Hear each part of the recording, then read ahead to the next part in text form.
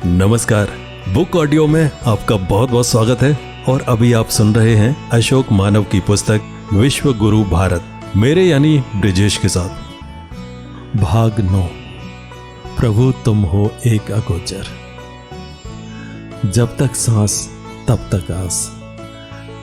मानव शरीर से जब वह प्राण शक्ति निकल जाती है तो यह शरीर निर्जीव हो जाता है। विज्ञान तकनीक से लाभ लेकर हम बालों को रंग लेते हैं। बाल सफ़ेद हो गए तो डाई लगाकर काले कर दिए, बाल ना रहे तो नकली बाल लगा दिए, दांत ना रहे तो नकली दांत लगा दिए।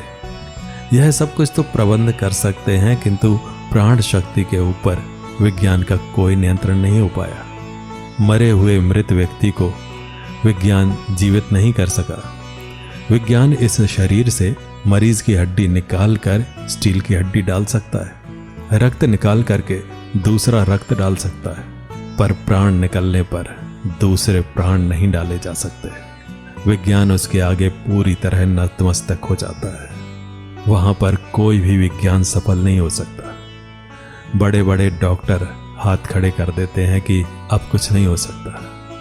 शरीर में जब तक प्राण है तो दवा देकर, इंजेक्शन लगाकर, बिजली का झटका देकर चेतना वापस लाने की कोशिश कर सकते हैं, पर जब वह शक्ति निकल जाती है तो कोई भी दवा, इलाज काम नहीं करता। इसलिए जब तक शरीर में प्राण है तब तक उस परम प्रभु के बही खाते में हम अपनी सेवा भक्ति की पूंजी जमा कर उसका विस्तार कर लें तो हमारा जीवन सार्थक हो सकता है। आयु बीतते हुए हमको संकेत मिलते अवश्य हैं। अब तो ऐसा भी हो जाता है कि यमराज संकेत भी नहीं भेजते, सीधे फरमान भेज देते हैं। व्यक्ति तुरंत चला जाता है, अचानक ही मृत्यु को प्राप्त हो जाता है। विचार करना होगा कि उस परम पिता परमात्मा की हम भक्ति करें जिसने हम सबको बनाया है। प्रभु तुम हो एक अगोचर, सबके प्राणपति, किस विधि मिलूं दया में, तुमको मैं कुमति।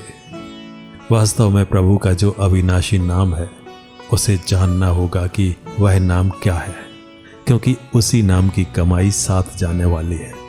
बाकी सब कुछ यहाँ का यहीं पर छूट जाएगा। गुरु नानक देव जी ने कहा है कि नाम जप कलु आयो।